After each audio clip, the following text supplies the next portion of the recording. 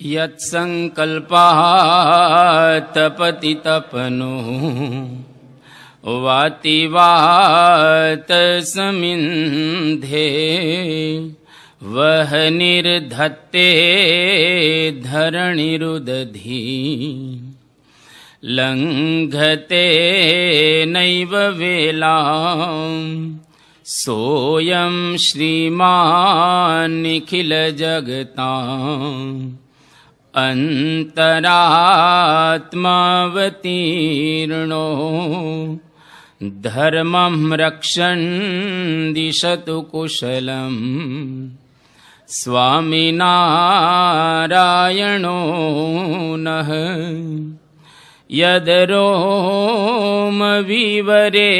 लीना अंडानां कोटयः पृथक् तदक्षरं गुणातीतं नमाम्यहम्। श्री स्वामीनारायण भगवाननी जय, अक्षर पुरुषोत्तम महाराजनी जय, गुणातीतानंद स्वामी महाराजनी जय, भगत जी महाराज, शास्त्री जी महाराजनी जय, योगी जी महाराज, प्रमुख स्वामी महाराजनी। छेल्ला घणा समयथी परम पूज्य घनश्याम बापा मने कहेता हता के वासुदेव महात्म्य ग्रंथ सांभळवो छे। आ वखते पण ज्यारे आव्या त्यारे 2-3 वखत याद कराव्युं के वासुदेव महात्म्य ग्रंथ सांभळवानी ઈચ્છા છે। તો બાપાની ઈચ્છાને અનુલક્ષી અને આજથી આપણે આ વાસુદેવ મહાત્મ્ય ગ્રંથ જેનો શુભારંભ આપણે કરી રહેલા છીએ। ભગવાન સ્વામિનારાયણને અતિશય જે ગ્રંથ પ્રિય છે એવો આ વાસુદેવ મહાત્મ્ય ગ્રંથ। ગ્રંથ ખૂબ નાનો છે પરંતુ છતાંય એની અંદર એક રહસ્ય ભરવામાં આવેલું છે, એટલે ભગવાન સ્વામિનારાયણને આ ગ્રંથ અતિશય પ્રિય છે। આ ગ્રંથની અંદર એક વાત કરવામાં આવી કે ન વાસુદેવાત પરમ અસ્તિ પાવનમ, ન વાસુદેવાત પરમ અસ્તિ મંગલમ, ન વાસુદેવાત પરમ અસ્તિ દૈવતમ, ન વાસુદેવાત પરમ અસ્તિ વાંછિતમ। 4 વાત આમાં બતાવવામાં આવે છે કે ભગવાન વાસુદેવથી આ દુનિયામાં કોઈ બીજું પાવનકારી નથી। ભગવાન વાસુદેવથી આ દુનિયામાં કોઈ મંગલ રૂપ નથી। ભગવાન વાસુદેવથી આ દુનિયામાં કોઈ મોટું દૈવત નથી અને ભગવાન વાસુદેવથી બીજું કોઈ વાંછિત કેતા ઈચ્છેલું નથી। એટલે સર્વશ્રેષ્ઠ જો કહીએ તો ભગવાન વાસુદેવ છે। વાસુદેવ, પર વાસુદેવ અને પરાત્પર વાસુદેવ, આ 3 વાસુદેવની વાત બતાવવામાં આવી છે।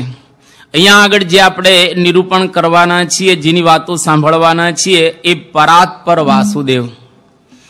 પરાત્પર વાસુદેવ એટલે પરબ્રહ્મ પુરુષોત્તમ નારાયણ, બીજા શબ્દોમાં કહીએ તો ભગવાન સ્વામિનારાયણ।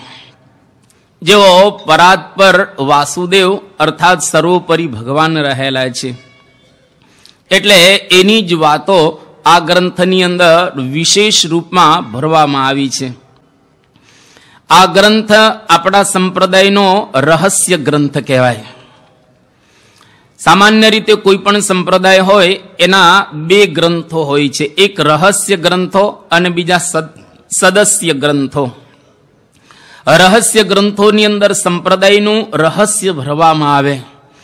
જે વાત આપણે ખાનગીમાં કરવાની હોય, જે વાત એકાંતમાં કરવાની હોય, જે વાત આપણા સંપ્રદાયના અનુયાયીઓની અંદર કરવાની હોય એને રહસ્ય ગ્રંથો કહેવાય। અને આ રહસ્ય ગ્રંથો પ્રત્યેક સંપ્રદાયને ત્યાં હોય જ। સદસ્ય ગ્રંથો એટલે જેને સાંભળી અને અન્ય સંપ્રદાયના ગ્રંથો, જેને સાંભળી અને ઘણા બધા લોકોને આપણા સંપ્રદાય પ્રત્યે ભાવના થાય, આ સંપ્રદાયની અંદર કંઈક રહેલું છે એવો એક અંતરની અંદર અહેસાસ જાગે, એ બધા ગ્રંથો સદસ્ય ગ્રંથો. જેમ કે શિક્ષાપત્રી સદસ્ય ગ્રંથ કહેવાય. અણવચનામૃત આપણા સંપ્રદાયનો રહસ્ય ગ્રંથ કહેવાય. એટલે આ વાસુદેવ મહાત્મ્ય એક રહસ્ય ગ્રંથ આપણા સંપ્રદાયનો રહેલો છે, જે મહારાજને અતિશય પ્રિય ગ્રંથ છે. મહારાજે શિક્ષાપત્રીની અંદર 8 ગ્રંથોને માન્ય કર્યા છે. જે 8 ગ્રંથો ભારતની ભૂમિ ઉપર સર્વશ્રેષ્ઠ ગ્રંથો કહી શકીએ, અને જેમાં બધા જ ગ્રંથોનો સાર ભરેલો છે. આમ તો સંસ્કૃત જગતની અંદર એવી એક ઉક્તિ છે કે બૃહસ્પતિ વક્તા ઇન્દ્રશ્ચ શ્રોતા દિવ્યમ વર્ષ સહસ્રમ પ્રતિપદોક્તાનામ શબ્દાનામ પારાયણમ પ્રોવાચ નાંતમ જગામ. આ મહાભાષ્ય વ્યાકરણનું છે, એની અંદર બતાવવામાં આવ્યું કે બૃહસ્પતિ જેવા કોઈ વક્તા હોય અને ઇન્દ્ર જેવો કોઈ શ્રોતા હોય, અને ફક્ત પ્રતિપદોક્તાનામ શબ્દાનામ પારાયણમ પ્રોવાચ, ફક્ત વાંચન જ કરવામાં આવે, એની ઉપર નિરૂપણ કોઈ પણ પ્રકારનું નહીં, શબ્દોને વાંચવામાં જ આવે. દિવ્યમ વર્ષ સહસ્રમ એટલે કે દેવતાના 1000 વર્ષ સુધી ખૂટે નહીં, નાંતમ જગામાં એનો અંત ના આવે, એટલા બધા શાસ્ત્રો આપણી ભૂમિ ઉપર રહેલા છે. દેવતાના 1000 વર્ષ બરાબર આપણા 1,00,000 વર્ષ, દેવતાનું 1 વર્ષ બરાબર આપણા 100 વર્ષ. એટલે આપણી આવરદા 1,00,000 વર્ષની હોય અને દરરોજ સાંભળ્યા રાખીએ 24 કલાક, અને એ પણ આપણે ઇન્દ્ર જેવા શ્રોતા હોઈએ તો, સાદા શ્રોતાની વાત નથી કરવામાં આવી. 1,00,000 વર્ષની આવરદા હોય તો પણ અંત ના આવે, એટલા બધા શાસ્ત્ર રહેલા છે. એમાંથી મહારાજે ચૂંટી અને સારભૂત 8 શાસ્ત્ર શિક્ષાપત્રીની અંદર બતાવ્યા, અને એને મહારાજે માન્ય કર્યા. વેદાશ્ચ વ્યાસ સૂત્રાણી શ્રીમદ ભાગવતાભિધમ પુરાણમ ભારતેતુ શ્રી વિષ્ણુર નામ સહસ્રકમ તથા શ્રી ભગવદ ગીતા નીતિશ્ચ વિદુરોદીતા શ્રી વાસુદેવ મહાત્મ્યમ સ્કાંદ વૈષ્ણવ ખંડગમ ધર્મશાસ્ત્રાંતર્ગતા ચ યાજ્ઞવલ્ક્ય ઋષિ સ્મૃતિ એતાન્યષ્ટમમેષ્ટાની સચ્છાસ્ત્રાણી ભવંતિ હિ. આ પ્રમાણે મહારાજે 8 સત્શાસ્ત્રને માન્ય કર્યા. એમાંનું પહેલું શાસ્ત્ર વેદ, વેદ 4 છે. વ્યાસ સૂત્રાણી ભગવાન વેદવ્યાસે લખેલા સૂત્રો 555 છે. શ્રીમદ ભાગવતાભિધમ ભાગવતના 18,000 શ્લોકો રહેલા છે. પુરાણનો કળશ કહેવાય ભાગવત, જેની અંદર બહુ અદભુત વાતો બતાવવામાં આવી છે. અને વિષ્ણુ નામ સહસ્રકમ, મહાભારતમાંથી આ વિષ્ણુ સહસ્રકમ એ મહારાજે બતાવ્યું. અને ભગવદ ગીતા નીતિ ગ્રંથો પણ ઘણા બધા રહેલા છે. એમાંથી વિદુર નીતિ અને સ્કંદ પુરાણની અંદર રહેલું આ વાસુદેવ મહાત્મ્ય અને સ્મૃતિઓમાંથી યાજ્ઞવલ્ક્ય સ્મૃતિ મહારાજે આપણને બતાવી. ટૂંકમાં આ 8 શાસ્ત્ર મહારાજે માન્ય કર્યા, અને શિક્ષાપત્રીની અંદર 8 નો સમાવેશ કર્યો. શિક્ષાપત્રી ભાષ્યની અંદર આ 8 શાસ્ત્ર એ પૂર્ણ થાય છે ત્યારે શતાનંદ સ્વામી ભાષ્યમાં બહુ એક સુંદર ઉક્તિ લખે છે કે પરબ્રહ્મ ભૂત દેવતા વિશેષ પ્રતિપત્તિ, એટલે કે પરબ્રહ્મ પુરુષોત્તમ નારાયણ છે એ વિશેષ પ્રતિપત્તિ, એનું વિશેષ જ્ઞાન પ્રાપ્ત કરવા માટે આ 8 સત્શાસ્ત્ર રહેલા છે. ભગવાનનું જ્યાં સુધી વિશેષ જ્ઞાન ન થાય ત્યાં સુધી આત્યંતિક મુક્તિને આપણે પ્રાપ્ત ન કરી શકીએ. એટલા માટે શતાનંદ સ્વામી ભાષ્યમાં આ પ્રમાણે વાત બતાવે છે. ટૂંકમાં મહારાજે આ 8 સત્શાસ્ત્ર જે માન્ય કર્યા એમાંનું એક શાસ્ત્ર એટલે વાસુદેવ મહાત્મ્ય. સત્સંગી જીવન ગ્રંથની અંદર પણ આ 8 શાસ્ત્રને બતાવવામાં આવ્યા છે. કેમ? તો કે 8 ની અંદર બધું જ આવી ગયેલું છે. એમાં જ્ઞાન ભાગ પણ છે, વૈરાગ્ય ભાગ પણ રહેલો છે, ધર્મ ભાગ પણ છે અને ભક્તિ ભાગ પણ રહેલો છે. એક એકનું મહારાજે બહુ સુંદર ચ્યવન કરીને, એટલે કે મહારાજે એમાંથી ચૂંટી અને આ શાસ્ત્રોને માન્ય કર્યા અને આપણને બતાવ્યા, જેના દ્વારા બધું જ પામી શકાય એવું છે. જો આપણે પામવાની ઈચ્છા ધરાવીએ તો, આપણને પામવાની ઈચ્છા હોય, મેળવવાની વાંછા હોય તો આ 8 શાસ્ત્રોમાંથી કંઈક પામી શકાય, કંઈક મેળવી શકાય. એટલા માટે મહારાજનો આ એક પ્રિય ગ્રંથ વાસુદેવ મહાત્મ્ય, જે આપણા સંપ્રદાયનું મૂળ છે, મહારાજ આગળ સત્સંગી જીવનમાં કહેશે. મધ્યના 28મા વચનામૃતની અંદર દવે પ્રાગજીએ કહ્યું, જે શ્રીમદ ભાગવત જેવો કોઈ ગ્રંથ નથી. આમ તમે વાંચો ભાગવત તો ખરેખર એની વાત સાચી છે. કારણ કે 17 પુરાણમાં જે ભાગવત પુરાણ 18મું છે એ બધાનો સાર બતાવવામાં આવ્યો, અને શૈલી પણ સુંદર, એકદમ વાતો પણ જે કરવામાં આવી છે એ અતિશય ગહન પણ છે અને સરળ પણ છે. એટલે ભાગવત જેવો ખરેખર કોઈ ગ્રંથ નથી, આ દવે પ્રાગજીએ કહ્યું. પછી શ્રીજી મહારાજ બોલ્યા છે, શ્રીમદ ભાગવત તો સારું જ છે, પણ સ્કંદ પુરાણને વિશે શ્રી વાસુદેવ મહાત્મ્ય છે તે જેવો કોઈ ગ્રંથ જ નથી. અહીંયા આગળ જકાર શબ્દ વાપર્યો છે મહારાજે. મહારાજ વચનામૃતમાં કંઈ પણ બોલે તોલીને એને બધી વાતો કરી છે. એક પણ શબ્દ વચનામૃતમાં વધારે નથી અને એક પણ શબ્દ ઓછો નથી. અહીંયા આગળ મહારાજ કહે છે તે જેવો કોઈ ગ્રંથ જ નથી. જકાર એટલે અન્ય યોગ વ્યવચ્છેદાર્થ, આના જેવો બીજો કોઈ ગ્રંથ જ નથી. કારણ કે અહીંયા આગળ મહારાજે જકાર વાપર્યો, કારણ જે એ ગ્રંથને વિશે ધર્મ, જ્ઞાન, વૈરાગ્ય અને ભક્તિ તથા અહિંસાપણું એનું અતિશય પ્રતિપાદન કર્યું છે. ધર્મ, જ્ઞાન, વૈરાગ્ય, ભક્તિ અને અહિંસા એનું અતિશય આ વાસુદેવ મહાત્મ્યની અંદર પ્રતિપાદન કરવામાં આવેલું છે. સામાન્ય રીતે તો બધી જગ્યાનું પ્રતિપાદન કરવામાં આવેલું હોય જ, પરંતુ અહીંયા આગળ મહારાજ કહે છે એનું અતિશય પ્રતિપાદન કરવામાં આવ્યું છે. તો આપણે થોડા દિવસો સુધી સાંભળીશું કે કેવું અતિશય પ્રતિપાદન આ ગ્રંથની અંદર કરવામાં આવ્યું છે. બહુ સુંદર રીતે એક પાસા આની અંદર વણી લીધેલા છે. ધર્મ સંબંધી, જ્ઞાન સંબંધી, વૈરાગ્ય સંબંધી અને ભક્તિ સંબંધી. લોયાના 9મા વચનામૃતમાં મહારાજ કહે છે કે તત્વજ્ઞાનનો ઉદય તો થાય. એમાં પહેલા હેતુભૂત બતાવ્યા પ્રસ્થાનત્રય, 3 ગ્રંથો, ગીતા, ઉપનિષદ અને બ્રહ્મસૂત્ર. એની સાથે મહારાજ કહે છે વાસુદેવ મહાત્મ્ય એ જો વાંચવામાં આવે તો એના દ્વારા પણ તત્વજ્ઞાનનો ઉદય થાય. એટલે એ તત્વજ્ઞાનનો પણ આ સુંદર અને શ્રેષ્ઠ ગ્રંથ બતાવવામાં આવે છે. વડતાલના 18મા વચનામૃતની અંદર મહારાજે અવશ્યપણે જાણવાની વાતો કરેલી છે 5. એની અંદર મહારાજ કહે છે 8 સત્શાસ્ત્રોને જાણવા જોઈએ.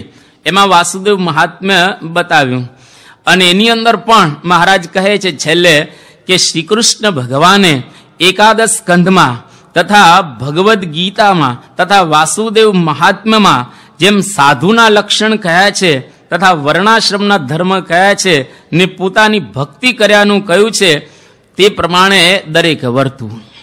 અહીંયા આગળ સાધુના ધર્મની પણ વાત કરવામાં આવી છે, ભક્તિની પણ વાત આ ગ્રંથની અંદર કરવામાં આવેલી છે, અને વર્ણાશ્રમના ધર્મની બહુ ટૂંકમાં અને છતાં પણ બહુ સરસ રીતે વાસુદેવ મહાત્મ્ય ગ્રંથની અંદર વાત કરવામાં આવેલી છે. ટૂંકમાં આવો એક સુંદર ગ્રંથ. શ્રીજી મહારાજ અમદાવાદની અંદર વિરાજમાન હતા, અને 1 માસ કહેતા 1 મહિનો શ્રીજી મહારાજે આ વાસુદેવ મહાત્મ્ય ગ્રંથ સાંભળ્યો. અને શતાનંદ સ્વામીએ 4થા પ્રકરણની અંદર 45મો અધ્યાય 7 અને 8 આ 2 શ્લોકની અંદર એની નોંધ પણ કરી કે શ્રી વાસુદેવ મહાત્મ્યમ માસમ તત્ર અશૃણોત પુનઃ પ્રશંસાન તસ્ય બહુધા ચકાર જન સંસદી સર્વથા અસ્મન મતસ્ય ઇદમ મૂલમ ઇત્યેવ ઈરયન. બહુ સુંદર શબ્દ વાપર્યો કે અહીંયા આગળ અસ્મત મતસ્ય ઇદમ મૂલમ, એટલે કે આપણા સંપ્રદાયનું આ મૂળ છે. જો મૂળને જાણીએ તો એનો મતલબ એવો થયો કે આપણે ડાળીને ઓળખી શકીએ, પાંદડાઓને પામી શકીએ, અને ફૂલની સુગંધ લઈ શકીએ, અને ફળનો સ્વાદ છે એ પણ ચાખી શકીએ. જો મૂળ જ ન હોય તો આપણે નથી કહેતા કે મૂળ વગર શાખાઓ ન હોય. એટલે મૂળને જો આપણે બરાબર જાણીએ તો આખા વૃક્ષને આપણે પામી શકીએ, અને આખા વૃક્ષને આખી જિંદગી પામવાનો પ્રયત્ન કરીએ, પણ જો મૂળ ન ઓળખાય તો વૃક્ષ કોઈ દી પામી શકાતું હોતું નથી. એટલે જે ફળ ચાખવાના છે, જેમાંથી સુગંધ લેવાની છે, એ મૂળને પામ્યા પછી જ બધું આપણે સમજી શકતા હોઈએ છીએ. એટલે અસ્મન મતસ્ય ઇદમ મૂલમ ઇત્યેવ ઈરયન, મહારાજે આ પ્રમાણે કહ્યું કે અમારા સંપ્રદાયનું આ મૂળ છે. અને રામાનંદ સ્વામી જેઓ મહારાજના ગુરુ હતા, અને મહારાજને રામાનંદ સ્વામી કહે છે કે તમે ધર્મ શીખજો વાસુદેવ મહાત્મ્ય થકી. હવે મહારાજ તો ધર્મનું મૂર્તિમાન સ્વરૂપ કહેવાય, પરંતુ છતાંય રામાનંદ સ્વામી મહારાજને આ વાત કરે છે કે તમે ધર્મ વાસુદેવ મહાત્મ્ય ગ્રંથમાંથી શીખજો.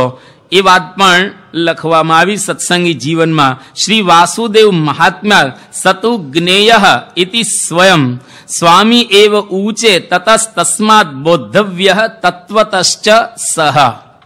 એટલે કે તત્વતઃ જો તમારો ધર્મ જાણવો હોય તો વાસુદેવ મહાત્મ્ય ગ્રંથને તમે બરાબર આ રીતે ભણજો, વાંચજો, એમાંથી તમને ધર્મ ખૂબ સારી રીતે સમજાશે. આવું રામાનંદ સ્વામીએ શ્રીજી મહારાજને કહેલું. અને મહારાજે પણ 4 જે શાસ્ત્ર પસંદ કર્યા એમાંથી પણ થોડો સાર કાઢેલો છે. એમાં મહારાજે ભાગવત ગ્રંથ એમાંથી 2 સ્કંદ સાર રૂપે આપણને બતાવ્યા, જે શિક્ષાપત્રીમાં પણ મહારાજ કહે છે. 5મો સ્કંદ અને 10મ સ્કંદ, 5મ સ્કંદ યોગ શાસ્ત્ર અને 10મ સ્કંદે ભક્તિ શાસ્ત્ર. આખા ભાગવતમાંથી 2 સ્કંદ મહારાજે આપણને બતાવ્યા, સાર રૂપે બતાવ્યા. કેમ? યોગ શાસ્ત્ર એટલે ભગવાનનો યોગ કરવો, કેતા સંબંધ, ભગવાનનો સંબંધ થઈ જાય પછી શું કરવું? 10મ સ્કંદ એટલે કે ભક્તિ કરવી. જ્યાં સુધી યોગ જ ન થાય ત્યાં સુધી ભક્તિ કેવી રીતે આપણે કરી શકીએ? એટલે આખા ભાગવતનો સાર યોગ શાસ્ત્ર અને ભક્તિ શાસ્ત્ર મહારાજે બતાવ્યું. મહાભારતની અંદર 1,00,000 શ્લોકો છે, પણ સાર રૂપે મહારાજે એમાંથી 3 વસ્તુ આપણને બતાવી, 3 ગ્રંથો બતાવ્યા. એક તો ગીતા, જે 700 શ્લોકની છે.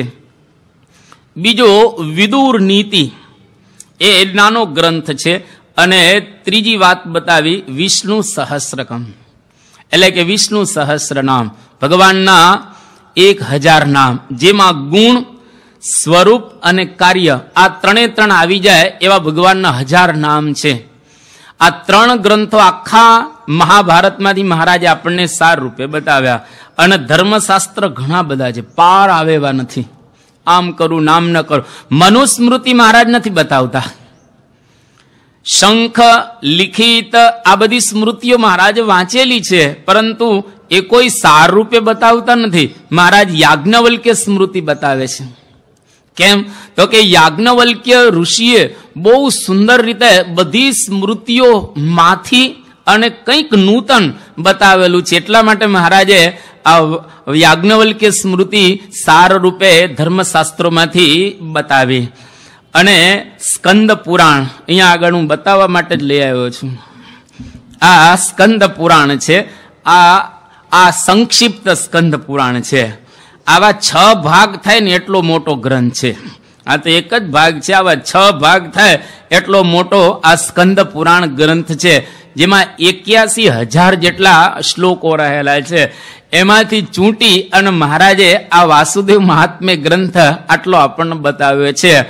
એની આપણે આ કથા થોડા દિવસ સુધી સાંભળીશું. આની અંદર 32 અધ્યાય રહેલા છે. તો આવડો ગ્રંથ મહારાજે આખા આ સ્કંદ પુરાણમાંથી એનું સંશોધન કરી અને આપણને બતાવ્યો. મહારાજ કેટલા વિચક્ષણ હશે. અને આપણે બધા જાણીએ છીએ, શ્રીજી મહારાજ ઘરેથી નીકળ્યા પછી એ કઈ ભણ્યા નથી ક્યાંય. ઘરેથી નીકળ્યા પછી ક્યાંય ભણ્યા નથી મહારાજ. અને ઘરેથી નીકળ્યા ત્યારે એની ઉંમર 11 વર્ષની હતી. પછી તો આખા ભારતની અંદર 7 વર્ષ સુધી એને બધી જગ્યાએ વિચરણ કર્યું છે. રામાનંદ સ્વામી મળ્યા લગભગ 1.5 વર્ષ સુધી એમની સાથે કચ્છ કાઠિયાવાડ ને ગુજરાતની ધરતીમાં ફર્યા. અને રામાનંદ સ્વામી ધામમાં ગયા પછી પોતે તો ગુરુ સ્થાને હતા અને સંપ્રદાયની અંદર વિચરણ કર્યું.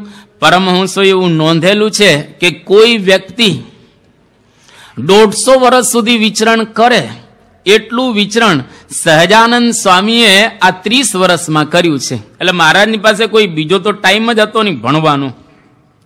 પરંતુ આપણે જેમ કહીએ યો વેત્તિ યુગપત સર્વમ પ્રત્યક્ષેણ સદા સ્વતઃ, ભગવાનને કંઈ ભણવાનું ન હોય. ભગવાન તો બધું ભણીને જ આવ્યા હોય, એમને કશું પામવાનું પણ હોતું નથી. પરંતુ એ તો લૌકિક દ્રષ્ટિએ આપણને બતાવતા હોય છે. ટૂંકમાં શ્રીજી મહારાજ 10-11 વર્ષ સુધી ઘરે રહ્યા અને એમાં પોતાના પિતાશ્રી અને અન્ય ગુરુઓ પાસેથી જે કંઈ શીખ્યા એમાં એમણે બધું જ શીખી લીધું, ભણી લીધું. તો હવે ઘણી વખત ગ્રંથ વાંચવો એક વાત રહેલી છે, ત્યાર પછી સમજાવો એ પછી બીજી વાત છે, અને ગ્રંથમાંથી સાર કાઢવો એ ત્રીજી વાત છે. મહારાજે આટલા મોટા મોટા ગ્રંથોમાંથી આપણને સાર બતાવ્યો. આટલો મોટો ગ્રંથ અને આટલો સાર બતાવો એ મહારાજ કેટલા વિચક્ષણ, કેટલા વિદ્વાન, કેટલા હોશિયાર એનો આપણને ખ્યાલ આવે તો સ્વયં ભગવાન હતા. ટૂંકમાં આ સ્કંદ પુરાણમાંથી વાસુદેવ મહાત્મ્ય ગ્રંથ સાર રૂપે મહારાજે બતાવ્યો. જે વાસુદેવ મહાત્મ્ય ગ્રંથ ઉપર આપણા સંપ્રદાયની અંદર 3 ટીકાઓ લખાયેલી છે. ટીકા ગ્રંથો એને કહેવામાં આવે કે જે મૂળ ગ્રંથ હોય એની અંદર જે લખેલું હોય એને જરા ખોલી આપે. જેમ વચનામૃતનું નિરૂપણ આપણે દરરોજ કરીએ છીએ, અને વચનામૃત તમારા ઘરે પણ છે અને તમે દરરોજ વચનામૃત વાંચો પણ છો. આપણે ઊંચી આંગળી ન કરાવાય, પણ તમે બધા વાંચો છો. હવે અમુક વચનામૃતો એવા છે જે આપણને ન સમજાય એટલે સંતો એની ઉપર નિરૂપણ કરે અને નિરૂપણ કરી એના અર્થને ખોલે અને એ બતાવે. સારેગમ પધની એ 7 સુર જ હોય, પણ કોઈ સંગીતનો શિક્ષક હોય એ બતાવે કે સા આમ હોય. સામાં પાછા એમાં પણ વિભાગ હોય છે. આપણને આમ સા જ લાગે અને લોકો સા જ આમ વગાડતા હોય, પણ સાની અંદરના ભેદો જે શ્રુતિ કહીએ એ તો અચ્છો સંગીતકાર હોય એ બતાવી શકે. એમ આ ગ્રંથો તો એના એ જ હોય છે, પરંતુ નિરૂપણથી એને ખોલે કેતા એ આ વસ્તુ કહેવા માગે છે. તો અહીં આગળ આ ટીકા ગ્રંથોની અંદર જે સંતોએ ટીકાઓ લખી છે એ વાસુદેવ મહાત્મ્ય ગ્રંથને ખોલ્યો કેતા આ ગ્રંથની અંદર આવું આવું બતાવવામાં આવેલું છે. એમાં આમોદના દીનાનાથ ભટ્ટ બહુ જ મોટા ગુજરાતના સાક્ષર ને વિદ્વાન હતા. અંગ્રેજોએ પણ જેની નોંધ લીધી છે એવા આ દીનાનાથ ભટ્ટ એમણે આ ગ્રંથ ઉપર ટીકા લખી, જે ટીકાનું નામ છે વૈષ્ણવ વલ્લભા ટીકા. સંવત 1886ની સાલમાં માગસર સુદ 6ના દિવસે એમને આ ટીકા પૂરી કરી.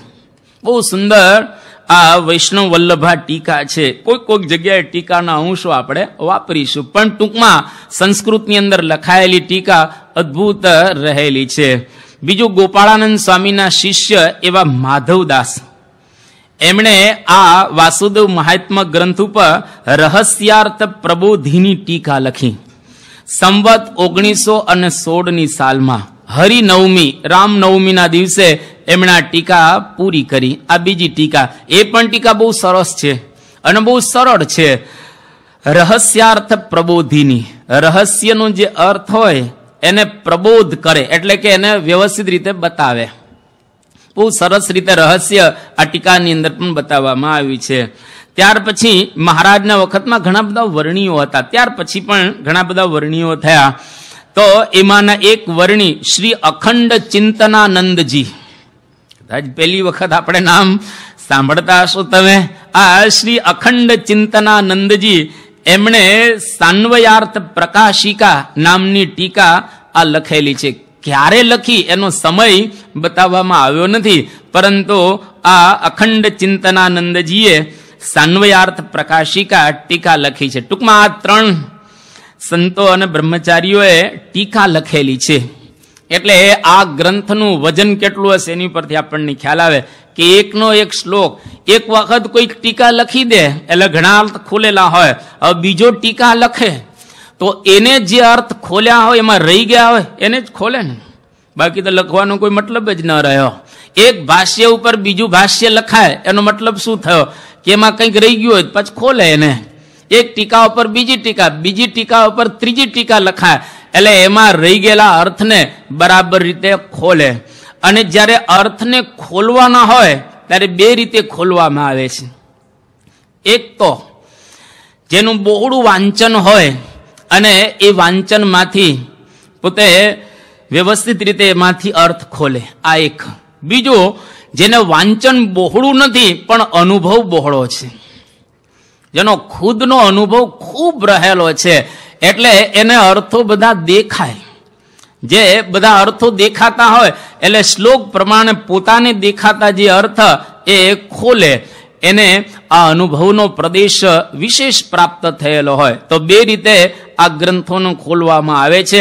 ઘણા બધા સંસ્કૃત જગતની અંદર એવા ગ્રંથો રહેલા છે જે ગ્રંથો એક રાતમાં લખાઈ ગયા હોય, જેને ભણતા 2-4 વર્ષ લાગે. એને એક રાતમાં લખી દીધા હોય અને એને ભણતા 2-4 વર્ષ લાગે.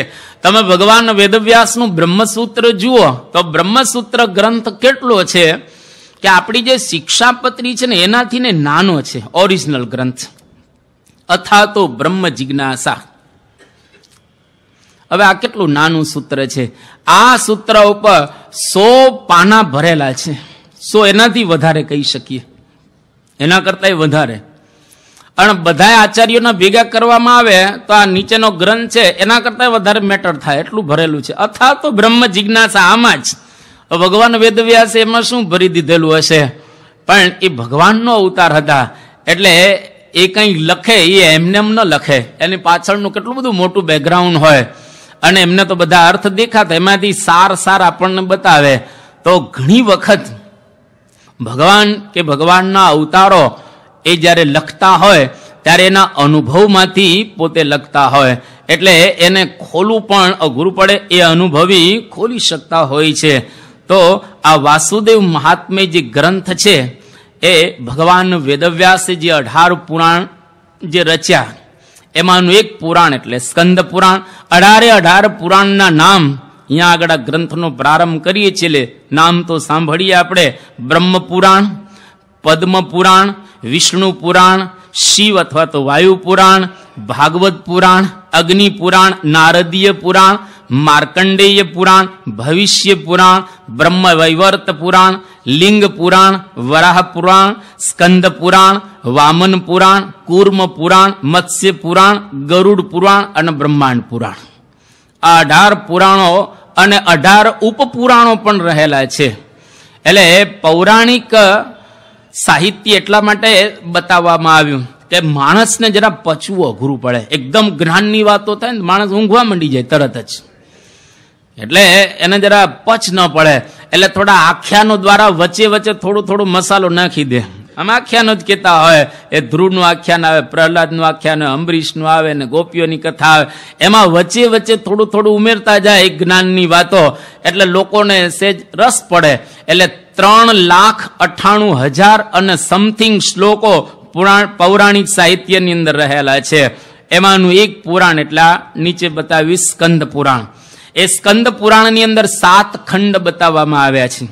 પહેલો ખંડ વાલ્ખિલ્ય ખંડ, બીજો બ્રહ્મોત્તર ખંડ, ત્રીજો કાશી ખંડ, ચોથો રેવા ખંડ, પાંચમો કેદાર ખંડ, છઠ્ઠો પ્રભાસ ખંડ અને 7મો વિષ્ણુ ખંડ.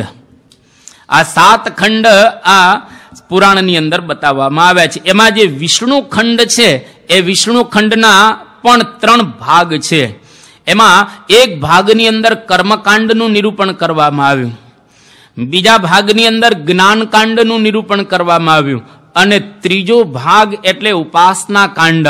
એ ઉપાસના કાંડ રૂપ જે ત્રીજો ભાગ છે એ જ આ વાસુદેવ મહાત્મ્ય ગ્રંથ. આના મૂળ પ્રવર્તક બદ્રીપતિ ભગવાન નરનારાયણ. જે બદ્રિકાશ્રમની અંદર રહે છે, અણબહુ સંયમી જીવન જીવે છે, હજારો ને લાખો મુનિઓને જે ઉપદેશ આપી રહેલા છે. મુનિઓ એટલે મૌનની સાધના કરી અને કંઈક પામવા ઈચ્છે એવા લોકોને જ જે કંઈક બતાવે છે. એવા આ નરનારાયણ ઋષિ, એમણે એક વખત નારદજીને આ સંભળાવ્યું. અને નારદજી તો આપણે જાણીએ છીએ, હરિ ભજી હરિનું મન કહેવાણા, વેદ પુરાણ વખાણે. નારદજી તો ભગવાનના મનરૂપ હતા. એટલે નારદજીને આ ગ્રંથ સંભળાવ્યો. અને નારદજીએ કાર્તિક સ્વામીની કથાની અંદર આપણે નથી પડવું, પણ એ કાર્તિક સ્વામીનું બીજું નામ છે સ્કંદ. કેતા સ્કંદને આ ગ્રંથ આખો સંભળાવ્યો. અને સ્કંદે સાવરણી મુનિને આ ગ્રંથ સંભળાવ્યો. અને સાવરણી મુનિએ સમગ્ર વિશ્વની અંદર એનો પ્રચાર અને પ્રસાર કર્યો, આ વાસુદેવ મહાત્મ્ય ગ્રંથનો. એટલે સ્કંદ પુરાણનો 7મો ખંડ જે વિષ્ણુ ખંડ, એમાં જે 3જો ભાગ ઉપાસના રૂપ કાંડ છે, એ જ આ વાસુદેવ મહાત્મ્ય ગ્રંથ છે.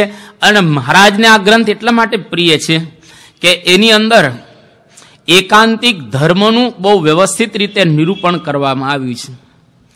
નિષ્કુળાનંદ સ્વામીએ ભક્ત ચિંતામણી ગ્રંથ લખ્યો, એમાં જ્યારે પૂરું થાય એક કડવું, ત્યારે નિષ્કુળાનંદ સ્વામી શું લખે છે કે ઇતિ શ્રીમદ એકાંતિક ધર્મ પ્રવર્તક શ્રી સહજાનંદ સ્વામી શિષ્ય નિષ્કુળાનંદ વિરચિતે વગેરે. તો શ્રીમદ એકાંતિક ધર્મ પ્રવર્તક શ્રી સહજાનંદ સ્વામી મહારાજ કેવા હતા? એકાંતિક ધર્મનું પ્રસ્થાપન કરવા માટે આલોકની અંદર પોતે પધાર્યા હતા. એકાંતિક ધર્મને ભાગવત ધર્મ પણ કહેવામાં આવે છે. એકાંતિક ધર્મ એટલે જેની અંદર ધર્મ, જ્ઞાન, વૈરાગ્ય અને ભક્તિ આ ચારે ચારનો સુભગ સમન્વય થયો હોય એને કહેવાય એકાંતિક ધર્મ. એ વાત પણ આ સત્સંગી જીવન ગ્રંથની અંદર અને અહીંયા આગળ આ વાસુદેવ મહાત્મ્ય ગ્રંથની અંદર પણ બતાવે કે ત્રિભિહિ ધર્મ પ્રમુખેહિ યુક્તા ભક્તિ ઇયમ મુને ધર્મ એકાંતિક ઇતિ પ્રોક્તો ભાગવતશ્ચ સહ. એટલે કે ધર્મ, જ્ઞાન અને વૈરાગ્યની સાથે જે ભક્તિ કરવામાં આવે એ ધર્મ એટલે એકાંતિક ધર્મ. એને ભાગવત ધર્મ પણ કહેવામાં આવે છે. આવો એકાંતિક ધર્મ અથવા તો ભાગવત ધર્મ જો પામવાની આપણને ઈચ્છા હોય તો કઈ રીતે પામી શકાય? આ ગ્રંથની અંદર આગળ બતાવશે કે સાક્ષાત ભગવત સંગાત તદ ભક્તાનાંચ વેદૃશામ ધર્મો એકાંતિક પુંભિ પ્રાપ્યતે નાન્યથા ક્વચિત. જો આવો એકાંતિક ધર્મ સિદ્ધ કરવો હોય તો સાક્ષાત ભગવત સંગાત, આપણને ડાયરેક્ટ ભગવાન મળેલા હોવા જોઈએ. જો ભગવાન ન મળે તો એકાંતિક ધર્મ કોઈ દિવસ સિદ્ધ ન થઈ શકે. એટલે જેને જેને આ દુનિયા ઉપર ભગવાન મળ્યા છે એને જ એકાંતિક ધર્મ સિદ્ધ થયેલો છે. જેને ભગવાન મળ્યા નથી એને એકાંતિક ધર્મ કોઈ દિવસ સિદ્ધ ન થાય. પણ બધાને ક્યાંથી ભગવાન મળે? એટલે તરત જ બીજી વાત કરવામાં આવી, તદ ભક્તાનાંચ વા ઈદૃશામ. એના ભાવને પામેલા કોઈ ભક્ત હોય, એનો સાક્ષાત્કાર જેને કરેલો હોય, એવા કોઈ સંત હોય, કોઈ મહાન ભક્ત હોય, તો એના થકી પણ એકાંતિક ધર્મ સિદ્ધ થઈ શકે. કારણ કે ભગવાન તો અમુક સમય પછી પોતે સ્વધામ સિધાવે, પરંતુ ભગવાન જ્યારે આ લોકની અંદર ન હોય ત્યારે એને પામેલા કોઈ પણ ભક્ત હોય એના દ્વારા પણ આ એકાંતિક ધર્મ સિદ્ધ થઈ શકે. અને એ સિવાય પ્રાપ્યતે નાન્યથા ક્વચિત, એના સિવાય ધર્મ સિદ્ધ જ ન થઈ શકે. એટલા માટે બહુ સરસ કહે છે, ન એતાદૃશમ પરમ કિંચિત સાધનમ હિ મુમુક્ષુતામ નિઃશ્રેયસ કરમ પુંસામ સર્વા ભદ્ર વિનાશનમ. એટલે કે આના સિવાય બીજું કોઈ સાધન એવું નથી કે જેના દ્વારા આપણે કલ્યાણ કરી શકીએ. નિઃશ્રેયસ કરમ પુંસામ સર્વ અભદ્ર વિનાશનમ. જો આપણી અંદર રહેલા બધા જ પ્રકારના દોષો, અભદ્રતા દૂર કરવી હોય અને મોક્ષ મેળવવો હોય તો ભગવાન જોઈએ અથવા તો ભગવાનના એવા કોઈ પરમ એકાંતિક સંત, એના દ્વારા જ આપણે મોક્ષ કે કલ્યાણને પ્રાપ્ત કરી શકીએ, એકાંતિક ધર્મને સિદ્ધ કરી શકીએ. એટલે આ ગ્રંથની અંદર એકાંતિક ધર્મની વાતો બહુ સુંદર રીતે કરવામાં આવેલી છે અને અહિંસાનું પણ ખૂબ અતિશય પ્રતિપાદન કરવામાં આવ્યું છે. એટલે મહારાજને આ ગ્રંથ અતિશય ગમે છે, મહારાજને ખૂબ પ્રિય છે. ભક્તિ મુખ્ય છે. દરેક માણસે ભક્તિ કરવાની હોય છે અને ભક્તિ દ્વારા જ ભગવાન પ્રાપ્ત થાય છે. સાધન દ્વારા ભગવાન મળતા નથી. ધર્મ, જ્ઞાન અને વૈરાગ્ય સાધન છે અને ભક્તિ મુખ્ય છે. આ બહુ સુંદર વાત અહીંયા આગળ કરે છે. નારદ પંચરાત્ર કરીને ગ્રંથ છે. આમ તો 108 સંહિતા પંચરાત્ર ગ્રંથોની અંદર રહેલી છે. 108 સંહિતા. હવે એ પણ એક આગમ ને નિગમ કહીએ. નિગમ એટલે વેદ, આગમ એટલે પંચરાત્ર શાસ્ત્ર. જેવી વેદની ધારા છે એવી જ પંચરાત્રની એક ધારા છે. એમાં નારદજી બહુ સરસ વાત કરે છે કે સ્વધર્મ જ્ઞાન વૈરાગ્ય ભૂષા જુષ્ટામ તુ એ ચ્યુતે અનન્ય ભક્તિમ સાધિવત કુર્યુ એકાંતિકા હિતે. હવે ખાલી ભક્તિ નહીં, આપણે આમ ભક્તિ તો દરરોજ કરીએ જ છીએ. આરતીમાં જઈએ, અત્યારે માળા કરીએ છીએ, પૂજા કરીએ છીએ, ઘણા પ્રકારની ભક્તિ રહેલી છે. પણ ભક્તિ કેવી હોય? ધર્મ, જ્ઞાન અને વૈરાગ્યથી યુક્ત. જો ધર્મ, જ્ઞાન, વૈરાગ્યમાં કંઈક ચ્યુતિ હોય અને ભક્તિ કરતા હોય તે ભક્તિ એકાંતિકી ભક્તિ ન કહેવાય, ભક્તિ કહેવાય. ફળે ચોક્કસ એનું મળે, પરંતુ આત્યંતિક મુક્તિને આપણે પ્રાપ્ત ન કરી શકીએ.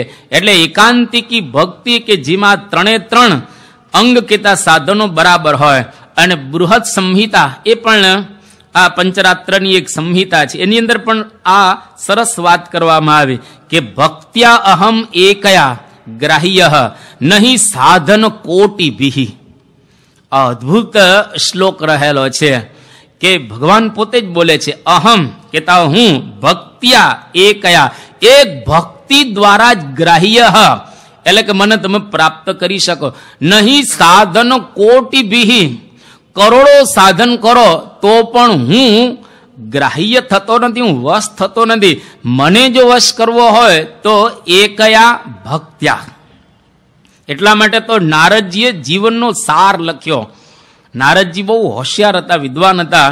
તમે છાંદોગ્ય ઉપનિષદની અંદર નારદની વાત સાંભળો. સનત કુમારની પાસે જાય છે, ત્યાં લગભગ 20-21 વિષયમાં નારદજી PhD થયેલા નારદજી, અને જબરજસ્ત જ્ઞાન. હાલતી ચાલતી યુનિવર્સિટી જ કહેવાય. અરે યુનિવર્સિટી કરતા હાલતી ચાલતી લાઇબ્રેરી કહીએ તો વાંધો નહીં. સાદી લાઇબ્રેરી નહીં, બહુ મોટી લાઇબ્રેરી. જે વોશિંગ્ટનની અંદર લાઇબ્રેરી છે એના કરતા પણ મોટી લાઇબ્રેરી. આ એકદમ જબરજસ્ત. નારદજીને બધા જ વિષયનું જ્ઞાન હતું. આની અંદર આપણે આગળ બતાવીશું. પણ એ નારદજીએ આખા જ્ઞાનના ખજાનામાંથી 84 સૂત્રો આપણને આપ્યા. 84 સૂત્રો, બસ 84 એને જુદા જુદા વાક્યો, સૂત્રો એટલે વાક્યો આપ્યા. એમાં નારદજી બહુ સરસ આ સૂત્રોની અંદર બતાવે છે 2-5 વસ્તુ. એ કે જીવનની અંદર ભક્તિ કરવી એ બહુ મહત્વની છે. 7 પરમ પ્રેમ સ્વરૂપા, આ એક સૂત્ર છે કે ભગવાનમાં પરમ પ્રેમ ઉત્પન્ન થાય. જે દિવસે આપણને અતિશય આમ સ્નેહ રહ્યા કરે ભગવાનમાં, ત્યારે સમજવો કે હવે આપણે એ માર્ગે ચાલેલા છીએ. આખો દિવસ ભગવાન યાદ જ આવ્યા રાખે. યાદ કરવા પડે એ ભક્તિ બરાબર નથી. ફરીથી ભગવાનને યાદ કરવા પડે એ ભક્તિ બરાબર નથી. એની મેળે યાદ આવે ત્યારે સમજો હવે આપણે બરાબર ભક્ત થયેલા છીએ. એટલે પરમ પ્રેમ, અને જેના વિશે તમને પરમ પ્રેમ હોય એ તમે એને યાદ કરો જ. જો તમારા દીકરા ઉપર પરમ પ્રેમ તમને હોય તો ઘરેથી તમે નીકળ્યા છો, દુકાને પહોંચ્યા, તમારા વાઈફને તમે ફોન કરો કે બાબો શું કરે છે? હજુ તો દુકાને જ પહોંચ્યા છો, એટલામાં બાબાને શું થઈ જાય? પણ એ બાબા વિશે પરમ પ્રેમ છે એટલે યાદ તમને આવ્યા જ રાખે. હાલતા ચાલતા ખાતા પીતા જેના વિશે અતિશય આપણને હેત હોય તો એક ધારા વહે આપણા મનની અંદર એના પ્રત્યે. એટલે નારદજી કહે છે 7 પરમ પ્રેમ સ્વરૂપા. પરમ પ્રેમ ભગવાનને વિશે ઉત્પન્ન થાય એ ભક્તિ છે. અને બીજી વાત આમાં જ કરે છે નારદજી બીજા એક સૂત્રમાં, અમૃત સ્વરૂપા ચ. જે કોઈ આવા ભક્ત હોય અને ભક્તિને એમણે પ્રાપ્ત કરેલી હોય એ કોઈ દિવસ મરે નહીં. પૃથ્વી પર ભક્ત કોઈ દિવસ મરતો નથી. આપણે કોઈ દિવસ કહીએ કે નરસિંહ મરી ગયા, મીરા મરી ગયા, આ કે દાદા ખાચર કે પર્વતભાઈ મરી ગયા, એ કોઈ દિવસ મરેલા આપણે કહેશું જ નહીં. કેમ તો કે જ્યાં સુધી આ પૃથ્વીનું તળ રહેશે ત્યાં સુધી દાદા ખાચર જીવતા રહેશે. આ પૃથ્વીનું તળ રહેશે ત્યાં સુધી પર્વતભાઈ, મીરા, નરસિંહ, દાદુ, એકનાથ કે આ બધા જે ભક્તો થયા એ જીવતા રહેશે. જ્યાં સુધી આ પૃથ્વીનું તળ રહેશે ત્યાં સુધી ભગતજી મહારાજ, સાસીમા, યોગી બાપા અને પ્રમુખ સ્વામી મહારાજ એ રહેશે. કેમ તો કે અમૃત સ્વરૂપા છે. એને અમૃત રૂપ ભક્તિ જીવનની અંદર આત્મસાત કરેલી છે. અને આનું લક્ષણ શું? આપણે આ બહુ મહાન ભક્ત છે, આપણે ઘણી વખત ઓળખાણ કરાવતા હોય, ઘણા એકદમ મોટો ચાંદલો કરે, આ અતિશય મોટો ચાંદલો હોય અને આમ પાછા અહીંયા આગળ કંઠી બાંધતા હોય, ઘણા અહીંયા કંઠી બાંધે, પછી માળા આમ કરેલી હોય છે. અહીં એક તો માળા હોય પછી બીજી અહીં રાખે, એક બાજુ કંઠી હોય માળા હોય. આમ આપણે આમ કોઈ નીકળે તો એ બધા એને ઓળખાણ આપે કે બહુ મહાન ભક્ત છે. બહારથી આપ લાગે ખરા મહાન ભક્ત છે. ખરેખર મહાન ભક્ત થયા છે ને નિશાની શું? નારદજી અહીંયા આગળ કહે છે, યલ્લબ્ધ્વા પુમાન સિદ્ધો ભવતી અમૃતો ભવતી તૃપ્તો ભવતી. જો તમે ભક્તિ સંપન્ન હો, યલ્લબ્ધ્વા પુમાન સિદ્ધો ભવતી, સિદ્ધ થઈ જાવ તમે, તમારે કશું જ હવે મેળવવાનું રહે નહીં, એકદમ સિદ્ધ થઈ જાવ. જો સાધન અવસ્થા તમારી હોય, સમજી લેવું હજુ બરાબર ભક્ત થયા નથી. અમૃતો ભવતી, તમે કોઈ દિવસ મરો નહીં. અને તૃપ્ત ભવતી, તૃપ્ત થઈ જાઓ. કોઈ વસ્તુ પામવાની ઈચ્છા જ ન રહે. આ પામવું છે, આ મેળવવું છે, આ મેળવવું છે, કોઈ પ્રકારનું પામવાની ઈચ્છા જે દિવસે બંધ થઈ જાય ત્યારે સમજી લો હવે આપણે મહાન ભક્ત થયા. આ નારદજી પોતાનો અનુભવ આપણને બતાવી રહ્યા છે. આ વાસુદેવ મહાત્મ્યની અંદર બહુ સુંદર આગળ વાત કરશે. ત્યાર પછી કહે છે નારદજી, શાંતિ રૂપત્વાત પરમાનંદ રૂપત્વાત ચ. જો આપણે અશાંત છીએ તો સમજવું કે ભક્ત નથી. અહીંયા આગળ સ્પષ્ટ કહે છે શાંતિ રૂપત્વા. જે ખરેખર ભક્તિ કરે એને શાંતિ રહ્યા કરે આખો દિવસ. ઘણા આમ ભક્ત કહેવાય પણ તમે એની નજીક જાઓ તો ખબર પડે અશાંત જ હોય. એકદમ તમે નજીક જાઓ ત્યારે ખબર પડે એના અંતરની અંદર કેવી ભાવનાઓ બધી ભરેલી છે. એકાંતમાં એની ભાવનાઓ બધી બહાર નીકળે, જાહેરમાં નીકળતી હોતી નથી. જાહેરમાં સરસ વાત કરે, એકાંતમાં એની ભાવનાઓ અંદરથી નીકળે. અને જે ભક્ત હોય એને બહાર મળો કે એકાંતમાં મળો, શાંત થઈ ગયો હોય, કોઈ વસ્તુ એને અશાંત ન કરી શકે. અને ક્યારેય ભક્તને કોઈ વસ્તુ અશાંત કરી શકી જ નથી. અને પરમાનંદ રૂપત્વા, પરમ આનંદ, આખો દિવસ આનંદની અંદર જ એ પોતે રહ્યા કરે. ત્યારે સમજવું કે ખરેખર એ મહાન ભક્ત થયો છે. એટલે ધર્મ, જ્ઞાન અને વૈરાગ્ય આ ત્રણે ત્રણ ભક્તિના અંગ છે. અને આપણા જીવનની અંદર આપણે આવી આરૂઢ ભગવાનની ભક્તિ કરવાની છે. નારદજી છેલ્લે 3 સૂત્ર કહે છે, પણ અદ્ભુત કહે છે કે ત્રિ સત્યસ્ય ભક્તિરેવ ગરીયસી, ભક્તિરેવ ગરીયસી. 3 કાળની અંદર અબાધિત સત્ય છે કે ભક્તિ જ ખરેખર ગૌરવ પદ આપનારી છે. 3 કાળમાં ભૂત, ભવિષ્ય અને વર્તમાન, 3 કાળની અંદર ભક્તિ જો આપણા જીવનની અંદર હોય તો જ ગૌરવ પદ પ્રાપ્ત થશે. બાકી ગમે તેટલું ઊંચું પદ મેળવેલું હશે તો પણ લોકો એને ભૂલી જવાના છે. કેટલાય રાજા મહારાજાઓ વિસરાઈ ગયા, કેટલાય લોકોએ પૈસા ધન સંપત્તિ પ્રાપ્ત કરેલી એને લોકો વિસરી ગયા. પરંતુ એક ખૂણામાં જેને ભગવાનની આવી ભક્તિ કરેલી છે એ આખા જગતની અંદર પ્રસિદ્ધ થયા. અને આપણે જાણીએ છીએ એવા કેટલાય પ્રસંગો, એટલે વિશેષની વાત નથી કરતા, પણ ખાલી શબરી જંગલમાં જ હતી ને, ત્યાં કોઈ મીડિયા કંઈ હતું ને, અત્યારને જેમ વોટ્સએપ ને ફલાણા ફેસબુક કે ઈમેઇલ કે એવું કશું ત્યારે હતું નહીં. પરંતુ છતાંય શબરી કેટલી પ્રસિદ્ધ થઈ ગઈ. હવે આમ તો બહુ સામાન્ય, ભીલ જ્ઞાતિ એટલે સામાન્ય જ્ઞાતિ કહેવાય. એ જ્ઞાતિમાં એને ભક્તિ કરી બોર ખાય અને રામને યાદ કર્યા તો કેટલી પ્રસિદ્ધ થઈ ગઈ. એટલે ત્રણ કાળમાં અબાધિત સત્ય છે ને કે ભક્તિ જ ખરેખર ગૌરવ પદ આપનારી છે. હવે તમે જો શબરી જંગલમાં રહેતી હતી અને હોટલ શબરીના નામની એસી હોટલ શબરી, એ પોતે તો બિચારી જંગલની અંદર તડકો ખાતી હતી, પણ એના નામની એસી હોટલ. હવે અક્ષરધામ તો કેટલું સુંદર સ્થાન આપણે ગાંધીનગરમાં બનાવ્યું છે.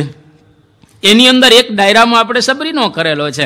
આમ સબરી આમ રામની રાહ જોઈને ગરડી થઈ ગઈ છે, હાથમાં લાકડી છે ને રામની રાહ જુએ છે. હવે આટલી પ્રાઇમ જગ્યાએ અત્યારે જો સ્ક્વેર ફીટમાં માપવામાં આવે ને તો કરોડો રૂપિયા થાય એવું છે. એ જે એના માટે જે આપણે ખર્ચ કરેલો છે અને કેટલા લોકોને જોવા માટે આવે છે. એ જંગલમાં રખડતી હતી અને છતાંય આપણે એને અહીંયા આગળ સ્થાપી તો કેટલાય રાજા મહારાજાઓ હતા નહીં, કેટલાય પૈસાદારોને કેમ આપણે અંદર કોઈનું સ્થાન ન આપ્યું. એટલે અહીંયા આગળ ભક્તિ રેવ ઘરી હસી, ખરેખર ભક્તિ છે એ ગૌરવ પદ આપનારી છે. સાતુ નારદજી, સાતુ કર્મ જ્ઞાન યોગેભ્ય અપી અધિકતરા. તમે કર્મ કરો, જ્ઞાન શીખો કે યોગની સાધના કરો, એના કરતા જો આપણે ભક્તિ કરીએ તો નારદજી કહે છે એ અધિક છે. અને ફલ સ્વરૂપત્વાત છેલ્લું સૂત્ર બહુ સુંદર. આમાં નારદજી કહે છે કે કર્મનું ફળ શું તો કે સંપત્તિ, મોક્ષનું ફળ શું તો કે જ્ઞાન, યોગનું ફળ શું તો કે સમાધિ, અને ભક્તિનું ફળ શું? ભક્તિ જ. એમાં ફળ જુદું બતાવવામાં આવ્યું નથી. કર્મ આપણે સારા કરીએ તો સંપત્તિ મળે. જેટલા જેટલા સંપત્તિ વાળા અહીંયા આગળ બેઠેલા છે એ યાદ રાખે કે પૂર્વ જન્મમાં તમે કંઈક સારા કર્મ કર્યા હશે, અથવા તો જન્મ્યા પછી કંઈક સારા કર્મ કર્યા હશે એટલે પૈસા મળ્યા છે. કારણ કે કર્મનું ફળ સંપત્તિ છે. જે લોકો ગરીબ હોય એને વિચાર કરો કે હવે સારું કામ કરીએ, કાં ઉત્તરા અવસ્થામાં મળે કાં પછી મળે, આપણે બીજો જન્મ નથી લેવો, પણ કર્મનું ફળ કોઈ પણ સારું કર્મ કરીએ એનું ફળ શું મળે? સંપત્તિ મળે, પૈસા મળે, વૈભવ મળે, સુખ સાહેબી બહારથી આપણને પ્રાપ્ત થયા. શાસ્ત્રોક્ત વાત અહીંયા આગળ સમજાવી રહ્યા છે. મોક્ષનું ફળ શું તો કે જ્ઞાન, જ્ઞાન દ્વારા મોક્ષ મળે. ઋતે જ્ઞાનાન્ન મુક્તિ, આ વેદોનું સૂત્ર રહેલું છે. યોગનું ફળ સમાધિ, સ્ટાંગ યોગ છે આપણે સાધીએ તો છેલ્લું ફળ શું છે તો કે સમાધિ અવસ્થા પ્રાપ્ત થાય. અને સમાધિમાં માણસ જાય તો શાંતિ શાંતિ શાંતિનો એક એને અનુભવ આ પ્રમાણે એ થાય. એ યોગનું ફળ છે. પણ ભક્તિનું ફળ શું તો કે ભક્તિ જ. તમે ભક્તિ કરો એ જ ભક્તિનું ફળ છે. અને જેવો ભક્તિનો આપણે પ્રારંભ કરીએ શાંત ચિત્તે આનંદ આવવાનો પ્રારંભ થાય જ. કોઈ ભક્ત પલાઠી વાળી એકાંતે બેસી આંખ મીચી અને ટટ્ટાર બેસીને ભગવાનની યાદ કરવા માંડે, 5-10 મિનિટમાં આનંદનો પ્રારંભ થઈ જ જાય. નક્કી છે, કારણ કે ભક્તિનું સ્વરૂપ જ ભક્તિ રહેલું છે, એનું ફળ જ ભક્તિ છે. એટલે ગમે ત્યાં આપણે જો શાંત ચિત્તે બેસી જઈએ અને માળા કરીએ. અરે ઠાકોરજીની જે મૂર્તિ છે નીલકંઠ વર્ણીની મૂર્તિ, ઘણા બધા હરિભક્તો ત્યાં આવી અને શાંત ચિત્તે બેસી જાય છે. ઘણા બધા એવા હરિભક્તો પણ રહેલા છે કે આવીને અડધો પોણો કલાક સુધી મૂર્તિની સામે માળા કરે છે. ઘણા નીલકંઠ વર્ણી પાસે આવી અને શાંતિથી બેસી અને માળા કરે છે. જો ભક્તિનું ફળ ભક્તિ, જેવો આપણે પ્રારંભ કરીએ તો આપણને આનંદ જ આવ્યા રાખે. અને આપણને આરતીમાં અનુભવ થાય છે, દરરોજ આરતીમાં અનુભવ થાય છે. આપણને થોડો સમય આરતી હોય પણ એક આનંદનો આપણને પ્રાદુર્ભાવ થાય છે. શંકરાચાર્ય જેવા જે કેવલાદ્વૈતી કહેવાય, ફક્ત જ્ઞાનને માનનારા અને બુદ્ધિનો સાગર શંકરાચાર્ય એટલે જબરજસ્ત બુદ્ધિશાળી કહેવાય. એને જે લખ્યું છે એ અદભુત લખ્યું છે. શંકરાચાર્ય પ્રસ્થાન ત્રય ઉપર એને જે ભાષ્યો લખ્યા એટલા સરળ અને એટલા ગહન. કેદારનાથની ગુફામાં જઈ અને શંકરાચાર્ય કોઈ આધાર વિના, કશો જ આધાર નથી, ફક્ત અંતરની અનુભૂતિનો એક આધાર, એના દ્વારા શબ્દ દેહ આપવો અતિ અઘરો પડે.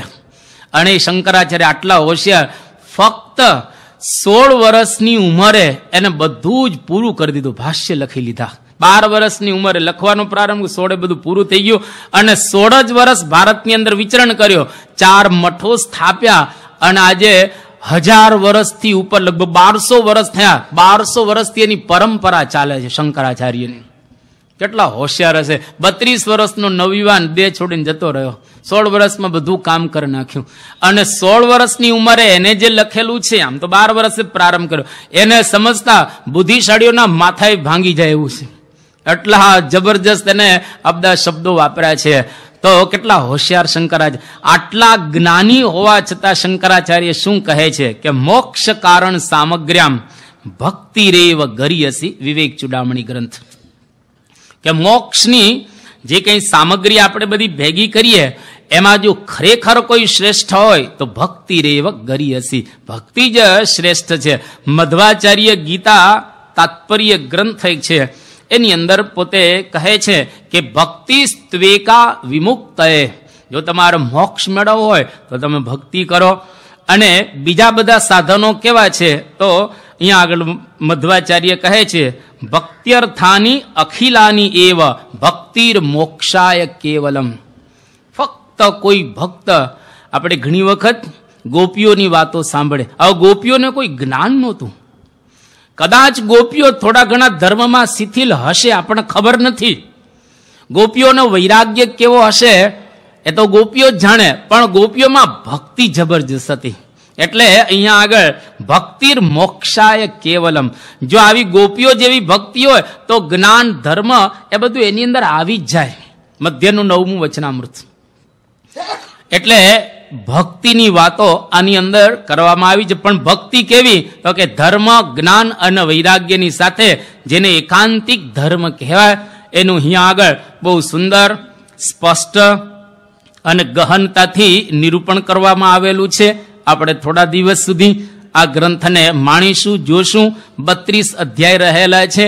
આજે એની આ પૂર્વ ભૂમિકા પૂર્ણ કરી આવતીકાલથી આ ગ્રંથનો આપણે પ્રારંભ કરીશું. બહુ સુંદર શ્લોકો છે, આમ સરળ છે શ્લોકો અને છતાંય ગહન શ્લોકો રહેલા છે. તો અહીંયા આગળ આજની આપણી આ કથાને પૂર્ણ કરીએ છીએ. શ્રી સ્વામિનારાયણ ભગવાનની ગુણાતીતમ ગુરુમ બ્રહ્મરૂપમ નિજાત્મનઃ વિભાવ્ય દાસ ભાવેન સ્વામિનારાયણં ભજે શ્રીહરિં સાક્ષરં સર્વદેવેશ્વરં ભક્તિધર્માત્મજં